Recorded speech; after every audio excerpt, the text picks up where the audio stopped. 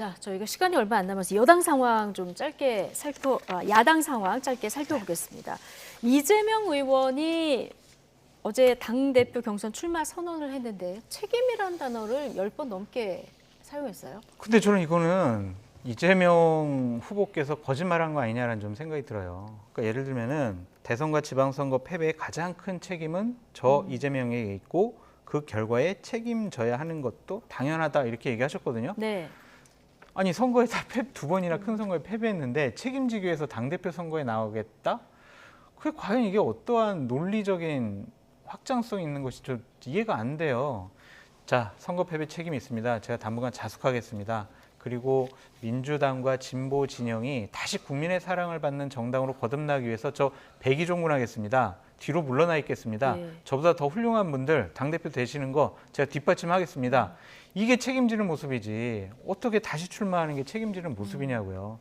그리고 이기는 정당을 만들겠습니다라고 얘기했잖아요. 지난 대선 졌습니다. 지방선거 졌습니다.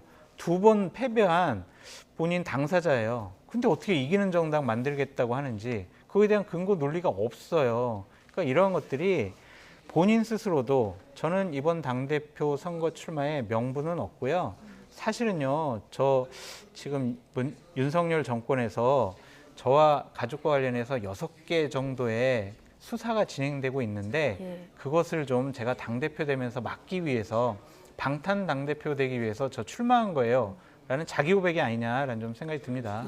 그래서 이러한 앞으로의 사법 리스크의 논란은 선거 과정 중에서 계속 상대 후보로부터 공격당할 중요한 포인트다라는 생각이 듭니다. 당장 비이재명계 특히 서른 의원이 당대표 도전하면서 굉장히 비판의 목소리를 높였는데 이재명 의원이 당대표가 되는 것은 여당에게 꽃놀이 패다 이렇게 얘기를 했거든요. 이런 측면이 있을까요? 그런데 지금 대선 후보를 뽑는 것도 아니고 집권여당 당대표를 뽑는 것도 아니고 제1야당 즉 윤석열 정부를 견제하는 정당의 대표를 뽑는 것이기 때문에 제가 보기에는 오히려 여론조사나 이런 데서 이재명 후보가 이제 후보란 명칭을 쓰겠습니다.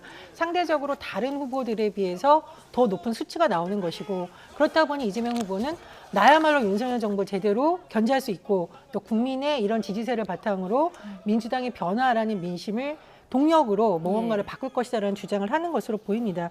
그리고 저는 당이 뭐 분열된다 혹은 뭐 최근 일각에서는 분당론까지 제기되는데 그럴 가능성은 별로 없다라고 봅니다. 왜냐하면 분당을 해서 성공하려면 강력한 대선 주자라든가 강력한 구심점이 있어야 되는데 사실은 딱히 그런 인물들이 야당 내에서 지금 보이지는 않아요. 그래서 이거는 선거 과정에서 어떤 신경전 과정에서 나온 말이라고 생각을 하고요. 그리고 이재명 의원의 책임론에 대해서는 제가 보기에 이제 앞으로 경선 과정 내내 문제제기가 나올 것 같습니다. 근데 제가 말씀드렸듯이 그것이 좀 어떤 타격을 주려면 여론조사상에서 이재명 후보를 맹추격하는 후보들이 나와야 되는데 아직은 그렇지 않은 상황이라 앞으로의 상황 좀 더 지켜봐야겠습니다. 그러니까 분위기는 어차피 이재명, 어대명 이런 분위기인데요. 단일화 여부가 마지막 최대 변수가 되지 않을까 싶습니다. 자, 박지원 전 비대위원장 당대표 도전 꿈은 서류도 내보지 못하고 무산이 됐습니다. 박 전 위원장은 결국 접수실에 서류를 두고 자리를 빠져나왔는데요. 영상으로 잠시 보고 오시겠습니다. 안녕하세요.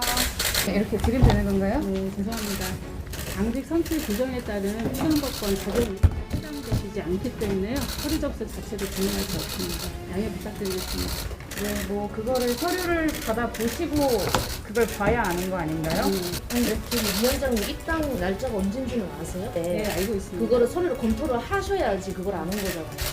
당에서 알아서 처리해 주세요. 뭐 파쇄를 하시던지 아니면 접수를 해주시던지 그러면 당에서 처리하시리라고 생각합니다. 네, 감사합니다.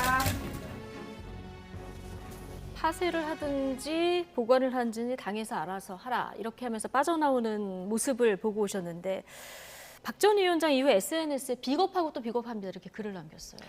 이재명 의원이 박지원 비대위원장에 대해서 조금 더 일찍 포용적인 모습을 보여줬으면 어떨까라는 아쉬움이 굉장히 남고요.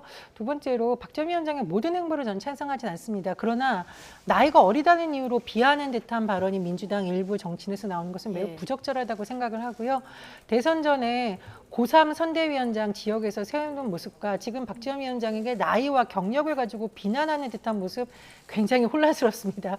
민주당도 그런 부분에 있어서는 청년 정치를 외쳤던 그 마음으로 다시 돌아가서 조금 더 비판을 할 수 있으면 비난은 자제해야 된다고 봅니다. 박지원 전 비대위원장의 행보 그리고 민주당의 행보 어떻게 저런 보시는지 모습은요, 마지막 짧게. 국민들한테 민주당이 미래가 없다라고 인식시켜 드릴 수가 있어요.